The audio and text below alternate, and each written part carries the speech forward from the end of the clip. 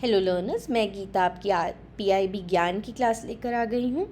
हमारी पहली न्यूज़ है CAQM CSIR CRRI SPA। तो ट्राईपार्टाइट एक MOU साइन हुआ है इन तीनों ऑर्गेनाइजेशंस के बीच on dust control in the NCR। तो ये न्यू दिल्ली में साइन हुआ है और जो ऑर्गेनाइजेशंस हैं वो उनका फुल फॉर्म इस प्रकार है: commission for air quality management, CSIR central road research institute and school of planning and architecture. तो इन्होंने memorandum of understanding to combat dust pollution आपके नेशनल कैपिटल रीजन में, उसके लिए इन्होंने साइन किया है कि अर्बन रोड्स को इस तरह डेवलप किया जाएगा मॉडर्न टेक्नोलॉजीज़ यूज़ करके कि पॉल्यूशन, डस्ट पॉल्यूशन को कम से कम उससे हो। इसके अंतर्गत एक प्रोजेक्ट मॉनिटरिंग सेल भी इस्टेब्लिश किया जाएगा CAQM पे, और बाकी दोनों ऑर्गेनाइजेशन उस सेल में technical support, man power planning और ओवरसाइट प्रोवाइड करेंगे। इस प्रोजेक्ट को 9 मेजर NCR सिटीज़ में किया जाएगा: दिल्ली, फरीदाबाद, गुरुग्राम, सोनीपत, गाज़ियाबाद, नोएडा, ग्रेटर नोएडा, भिवाड़ी एंड नीमराना, और फेज्ड मैनर में होगा।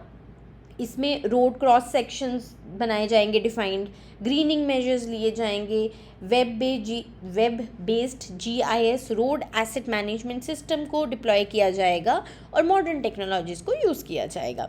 एक डिजिटल डैशबोर्ड भी बनाया जाएगा स्पेसिफिकली इन रोड्स को मॉनिटर करने के लिए रियल टाइम में, जिससे ये देखा जा सके कि जो डस्ट मिटिगेशन एफर्ट्स हैं वो एक्चुअली में यूज़फुल हैं या नहीं है। और देखिए, जब ये NCR में अगर इनसे सच में हमें उस लेवल पे बेनिफिट आता है जो रिक्वायर्ड है, तो हम बाकी कंट्री में भी इसे धीरे धीरे फेज मैनर में यूज़ कर सकते हैं। नेक्स्ट है Mumbai customs seize endangered wildlife at CSMI airport. तो छत्रपति शिवाजी महाराज एयरपोर्ट पे एंडेंजर्ड स्पीसीज़ को कस्टम्स ने सीज़ किया है। एंडेंजर्ड स्पीसीज़ आपकी वो स्पीसीज़ होती हैं जिनकी बहुत ही कम पॉपुलेशन रह गई है और वो एक्सटिंक्ट हो सकते हैं, लुप्त हो सकते हैं, तो उनको बचाना हमारे लिए बहुत ज़रूरी है। तो ये इंडिया का कमिटमेंट है टूवर्ड्स साइट से आपका convention on international trade in endangered species. तो इंडिया उसका सिग्नेटरी है और एज अ सिग्नेटरी वो ऑब्लाइज्ड है कि जो भी एंडेंजर्ड स्पीसीज़ का अगर कोई ट्रेड होता है हमारी लैंड पे तो हम उसे रोकें। और देखिए, जैसे इन्होंने सीज़ किया है कस्टम्स ने, तो इससे पता चलता है कि कस्टम्स का रोल कितना इम्पॉर्टेंट है इंटरसेप्ट करने में इलीगल वाइल्ड लाइफ ट्रेड को। और देखिए, इंडिया पूरे एफर्ट्स लगा रहा है वाइल्ड लाइफ ट्रैफिकिंग को रोकने के लिए और बायोडाइवर्सिटी को बचाने के लिए। हमारा इंडिया का अपना वाइल्ड लाइफ प्रोटेक्शन एक्ट भी है जो 1972 में लाया गया था, जो नेशनल लेवल पे हमारे लॉज हैं जिसके अंदर सारे डिफाइंड हैं फॉर स्पीसीज कंजर्वेशन। नेक्स्ट है NHAI, जो कि आपकी national highway authority of India है। उन्होंने अपना first asset monetisation strategy release किया है।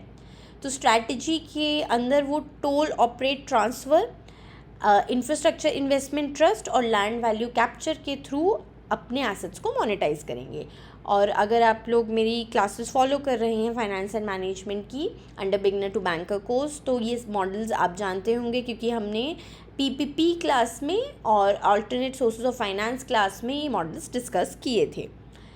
और जब ये मोनेटाइज करके NHAI बेसिकली अनलॉक करना चाहता है 1.5 लाख करोड़ रुपीज़ और बाय मोनेटाइजेशन बाय 2027। तो वो इनको मोनेटाइज करेंगे, उन्हें पैसे मिलेंगे और उस पैसे से वो अपने न्यू इंफ्रास्ट्रक्चर प्रोजेक्ट्स को अंडर भारतमाला जो भी उनको नए रोड कंस्ट्रक्शंस करने हैं उसको फंड करेंगे। और ये स्ट्रैटेजी इंडिया का जो नेशनल मोनेटाइजेशन पाइपलाइन है उसके अंतर्गत पूरी अलाइंड है। ये एक पाइपलाइन स्ट्रैटेजी बनाई गई है बाय इंडियन गवर्नमेंट, जिसमें जो भी एग्जिस्टिंग पब्लिक इंफ्रास्ट्रक्चर है जिसको किसी को भी लीज़ करके या किस प्राइवेट सेक्टर को देकर, अगर आप पब्लिक प्राइवेट पार्टनरशिप के कॉन्सेप्ट को जानते हैं उसमें हमने इस बारे में काफ़ी बात की थी उस क्लास में, तो उनको एसेट्स लीज़ करके लाइक रोड्स, रेलवेज़, कोई भी गवर्नमेंट को अगर अपना एसेट लगता है वो उन्हें लीज़ करते हैं प्राइवेट प्लेयर्स को और फिक्स पीरियड के लिए, और जिसको हम क्या बोलते हैं, कंसेशन पीरियड। और जब वो उसने लीज़ करते हैं तो उस पर ऑब्वियसली प्राइवेट प्लेयर अर्न करता है और गवर्नमेंट को प्रीमियम पे करता है।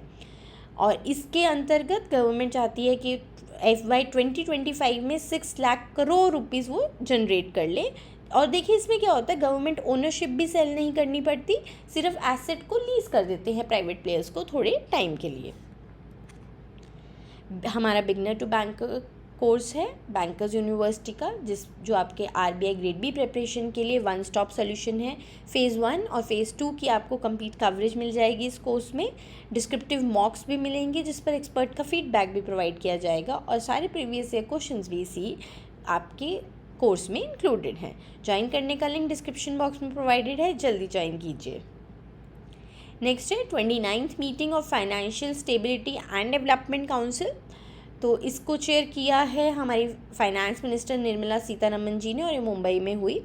इस मीटिंग में मैक्रो फाइनेंशियल रिस्क, मैक्रो होता है जब हम कोई भी चीज़ जब पूरी हमारी इकोनॉमी को, किसी एक पर्टिकुलर सेक्टर को नहीं, पूरी इकोनॉमी को इफ़ेक्ट करती है, तो उस कॉन्सेप्ट को हम मैक्रो लेवल कॉन्सेप्ट बोलते हैं।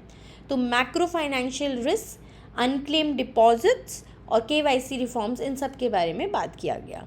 और अगर आप मेरी क्लासेस देखते हैं तो अनक्लेम्ड डिपॉजिट्स भी आपको पता होंगे और केवाईसी रिफॉर्म्स भी आप जानते होंगे। और इसमें इन्होंने क्रिप्टो रिलेटेड रिस्क को भी रिव्यू किया, और फाइनेंशियल सेक्टर इंटरलिंकेजेस कि कैसे जितनी भी डेवलपमेंट ऑर्गेनाइजेशंस हैं, डीएफआईज हैं आपकी, उनको लिंक करना चाहिए आपस में। इनका फोकस था on enhancing cyber security frameworks for financial institutions. FSDC जो फाइनेंशियल स्टेबिलिटी डेवलपमेंट काउंसिल है, वो एक हाई लेवल बॉडी है जिसे यूनियन फाइनेंस मिनिस्टर हेड करते हैं। और बेसिकली इसको गठन इसलिए हुआ था जिससे फाइनेंशियल स्टेबिलिटी को हमारी कंट्री में स्ट्रेंथन किया जा सके, और जितनी भी हमारी रेगुलेटरी बॉडीज़ हैं अलग अलग सेक्टर्स की, जैसे कि आरबीआई है, पीएफआरडीए है पेंशन की, उनके बीच में कोऑर्डिनेशन इस्टेब्लिश करने के लिए किया गया था। और ये बेसिकली इश्यूज़ जो कि आपके सिस्टमिक रिस्क, फाइनेंशियल इंक्लूजन और मैक्रो प्रूडेंशियल सुपरविजन से रिलेटेड इश्यूज़ पे ये बात करते हैं। नेक्स्ट है IREDA उन्होंने रेज़ किया है 2005.90 करोड़ वाया QIP। तो ये इनकी डिटेल ऐसे है QIP की। IREDA stands for Indian renewable energy development agency. ये ministry of new and renewable energy के अंतर्गत एक PSU है, और इन्होंने क्वालिफाइड इंस्टीट्यूशनल प्लेसमेंट के ज़रिए 2005 करोड़ रुपीज़ रेज़ किए हैं अपना रिन्यूएबल एनर्जी प्रोजेक्ट्स को फाइनेंस करने के लिए।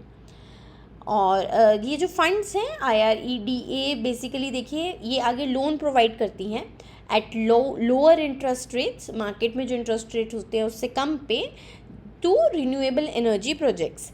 और देखिए जब वो और लोन प्रोवाइड कर सकेगा IREDA तो और ज़्यादा रिन्यूएबल एनर्जी प्रोजेक्ट्स लगेंगे, और हमारा जो एज अ कंट्री हम अचीव करना चाहते हैं बाय 2030, हमारा टारगेट है 500 गीगावाट का नॉन फॉसिल फ्यूल जनरेट करने का, वो हम जनरेट कर पाएंगे। क्वालिफाइड इंस्टीट्यूशनल प्लेसमेंट्स, देखिए इससे IRDA का कैपिटल बेस बेटर होगा और उसकी कैपिटल एडिक्वेसी रेशियो भी बेटर होगी। हमने कैपिटल एडिक्वेसी रेशियो के बारे में भी पढ़ा था क्लासेस में। और देखिए बहुत सारी टर्म्स ना आपकी न्यूज़ में आती हैं जो आपके फाइनेंस एंड मैनेजमेंट की क्लासेस में कहीं ना कहीं हमने वो कॉन्सेप्ट आपका पढ़ा होता है या उसके बारे में डिस्कस किया होता है, और आपको ये न्यूज़ समझना उतना ही आसान हो जाता है। QIP क्वालिफाइड इंस्टीट्यूशनल प्लेसमेंट एक कैपिटल रेस करने का टेक्निक है। इसको भी आप कहेंगे कि ट्रेडिशनल वे से अलग वे है। ये आपका ऑल्टरनेट सोर्सेज ऑफ फाइनेंस का ही एक टाइप हो जाता है, और इसके अंतर्गत पब्लिकली जो आपकी लिस्टेड कंपनीज़ होती हैं इंडिया में, वो मनी रेज करती हैं और वो इशू करती हैं इक्विटी शेयर्स या फिर कन्वर्टिबल डिबेंचर्स को ही, लेकिन ये इशू किए जाते हैं सिर्फ क्वालिफाइड इंस्टीट्यूशनल बायर्स को। और ये आपके कौन हो सकते हैं? एक्सक्लूसिवली QIBs, म्यूचुअल फंड्स हो सकते हैं, बैंक्स हो सकते हैं, इंश्योरेंस कंपनीज हो सकते हैं, फॉरेन पोर्टफोलियो इन्वेस्टर्स हो सकते हैं, नॉर्मल रिटेल इन्वेस्टर्स नहीं होते हैं। हमारे बैंकर्स यूनिवर्सिटी का बिगनर टू बैंकर कोर्स, इसमें आशुतोष सर आपको ESI और रीजनिंग पढ़ा रहे हैं, हरीश सर आपको क्वांट पढ़ा रहे हैं, और मैं गीता आपकी फाइनेंस एंड मैनेजमेंट की क्लासेस ले रही हूँ। जल्दी ज्वाइन कीजिए, लिंक डिस्क्रिप्शन बॉक्स में प्रोवाइडेड है। बहुत सारे कॉन्सेप्ट्स हैं आप मिस आउट कर रहे हैं जो आपकी न्यूज़ में डेली हम लोग पढ़ते हैं, और इसके बारे में डिटेल में हमने क्लासेस में डिस्कस किया होता है।